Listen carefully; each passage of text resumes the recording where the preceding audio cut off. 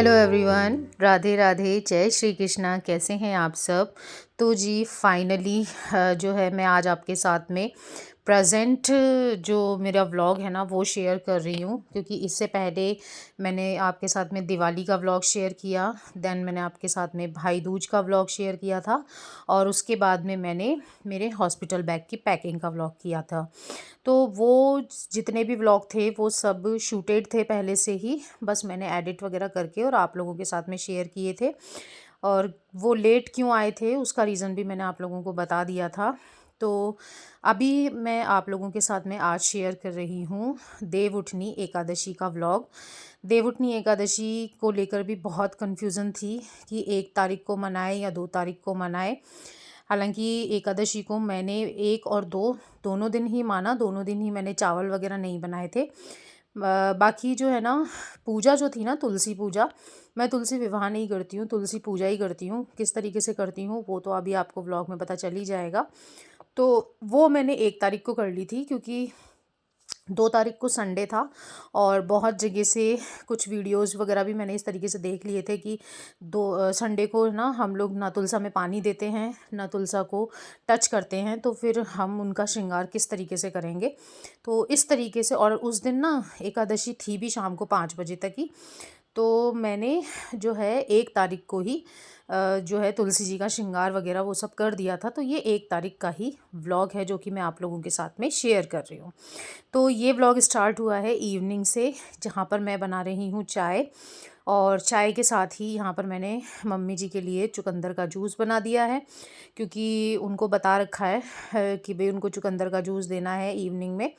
तो वो बना दिया है। और चुकंदर का जूस क्योंकि पीने में कोई बहुत ज़्यादा टेस्टी नहीं लगता है ना, इसीलिए उनको जो है थोड़ी सी किशमिश जो होती है ना, उनको थोड़ा सा गर्म पानी में बॉईल करके, और फिर उसको जो है ये अदरक कूटने वाला जो इमाम दस्ता होता है ना, इसके अंदर कूट के थोड़ा सा ऐसे पेस्ट टाइप बनाकर चुकंदर के जूस के साथ में दे देते हैं, तो वो थोड़ा सा पी पाती हैं। तो इस तरीके से मेरी शाम की शुरुआत हुई है। और स्पीड तो ऐसे दिखाई देती है, पता नहीं कितनी तेज़ है। मैं आपको बता दूँ 3 गुना स्पीड कर रखी है मैंने इस टाइम पे अपने वीडियो की। बाकी काम जो है ना वो तो बहुत ही आराम आराम से चल रहे थे। और मुझे है ना दिन छुपने से पहले पूजा भी करनी थी तुलसा जी की, क्योंकि दिन छुपने के बाद भी जो है तुलसा जी को हाथ वगैरह नहीं लगाना चाहिए, पेड़ पौधों को भी हाथ नहीं लगाना चाहिए। तो यहाँ पर जो है ना मैं बस पूजा की तैयारी भी जो है करने लगी थी। तो पूजा की तैयारी के लिए मैंने यहाँ पर पूजा की थाली निकाल ली है। उसमें मैंने दिया, धूप बत्ती और जो है जल, रोली मोली, और उसके अलावा श्रृंगार का सामान और चुनरी वगैरह जो भी थी ना, वो सब चीज़ें मैंने यहाँ पर अरेंज कर ली थी। और मैं आपको बताऊँ कि मुझे जो है 9 मंथ कंप्लीट हो चुके हैं। और अब तो बस इंतज़ार है कि कौन से दिन मुझे हॉस्पिटल जाना पड़े, क्योंकि दिक्कत जो है ना वो दिन पर दिन बढ़ती जा रही है। अब दिक्कत किस तरीके से बढ़ रही है, बॉडी में पेन बढ़ रहा है। इसके अलावा करवट बदलने में ना मुझे सबसे ज़्यादा प्रॉब्लम अगर किसी चीज़ में हो रही है ना, तो वो करवट बदलने में हो रही है। कि एक करवट से सो जाती हूँ, और उसके बाद जब मुझे अपना करवट चेंज करना होता है ना, तो मैं बिना सहारे के कर ही नहीं पाती हूँ। उसके अलावा मेरी पीठ में, पीठ नहीं बोलेंगे, मेरी कमर में और पैरों में भी दर्द जो है ना वो धीरे धीरे बढ़ रहा है। बट लेबर पेन मुझे नहीं आ रहा है। इसकी वजह से है ना मुझे थोड़ा सा परेशानी ज़्यादा हो रही है। ये मैंने आप लोगों को इसलिए बताया है क्योंकि इसके लिए एक सेपरेट व्लॉग बनाने का कोई मतलब नहीं है। तो मैंने आपको यहाँ पर इस व्लॉग में बता दिया है कि फ़िलहाल मेरी कंडीशन कैसी चल रही है। तो यहाँ पर मैं आप लोगों को पूजा की थाली दिखा रही थी कि देखो जो जो चीज़ें मैंने बोली थी वो सब यहाँ पे रखा हुआ है। इस तरीके से यहाँ पर जो है बिंदी, मेहंदी और सिंदूर, काजल और चूड़ियाँ। अब की बार मेरे पास ना लाल रंग की चूड़ियाँ नहीं थी, तो मैंने हरे रंग की चूड़ियाँ निकाल ली, क्योंकि तुलसा माता को एकदम कोरी चूड़ियाँ बनाते ना नई। तो ये मेरे पास एक डब्बा रखा हुआ था बिल्कुल कोरा। उसके अलावा दिया है, रोली मोली है, जल है, और साथ में जो है ये चुनरी जो कि मेरे पतिदेव लेकर आए थे माता रानी को उड़ाने के लिए। इसके बाद में जी मैं यहाँ पर आ गई थी पूजा करने के लिए। पिछले साल की बात है या उससे भी पिछले साल की बात है कि जब मैं पूजा कर रही थी ना तो बंदर आ गए थे। तो मैंने मेरे हस्बैंड को, और इन दिनों भी ना पता है हमारे यहाँ पर बंदरों का बहुत ज़्यादा आतंक फैला हुआ है, कभी भी आ जाते हैं। तो मैं मेरे हस्बैंड को बोल दिया था मैंने कि भाई आप ना डंडा लेके खड़े रहना, मुझे बहुत डर लगता है और मैं अब तो मैं भाग भी नहीं पाऊँगी कोशिश भी करूँगी ना तो भाग नहीं पाऊँगी क्योंकि उठने में टाइम लग जाता है। तो इसलिए जो है मेरे पतिदेव डंडा लेके मेरे पास में ही खड़े थे कि भाई चलो ठीक है, मैं ध्यान रखता हूँ, तुम अपनी पूजा आराम से करो। तो यहाँ पर जो है मैं अपनी तुलसी मैया की पूजा करने आ गई हूँ। और इस बार बारिश में देखो क्या हुआ है कि ये एक सदाबहार का पौधा दिख रहा है ना, इसके अलावा जो आपको पीछे की साइड में जितने भी पौधे दिख रहे हैं ना, ये सब तुलसा जी के ही हैं। तुलसा जी के आगे भी तुलसा जी उगी हुई हैं, तुलसा जी के पीछे भी तुलसा जी उगी हुई हैं। बट मैंने उन्हीं तुलसा जी की पूजा करी है जिनकी मैं रोज़ाना पूजा करती हूँ, उन्हीं का श्रृंगार मैंने यहाँ पर किया है। तो यहाँ पर पहले मैंने इनको टीका वगैरह लगा दिया था और उसके बाद में इनका श्रृंगार करना शुरू कर दिया था। तो इस तरीके से मैं तुलसी विवाह नहीं करती हूँ। कभी भविष्य में माता रानी करवाएंगी तो कर लूँगी, क्योंकि तुलसी विवाह करने के लिए शालिग्राम जी की स्थापना होना भी ज़रूरी है, जो कि तुलसा जी में ही रखे रहते हैं। और मैं हमेशा कहती हूँ कि किसी भी मामले में हो, लेकिन ये एक कहावत मैंने बहुत पहले सुनी है कि शेर तभी पालना चाहिए जब आप उसका पालन पोषण कर सकें। और पूजा पाठ के मामले में तो स्पेशली कोई भी नई चीज़ आपको तभी शुरुआत करनी चाहिए जब आपको ये पता हो कि आप उसे निभा पाएंगे या नहीं। क्योंकि पूजा पाठ देखो कोई खेल नहीं है ना, तो उसका थोड़ा सा ध्यान हमें ज़्यादा रखना पड़ता है। तो इसीलिए मैंने ना इस तरीके की कोई भी चीज़ अभी तक नहीं करी है कि मैं जो है ना शालिग्राम जी की स्थापना करूं और फिर मैं हर साल तुलसी विवाह करूं।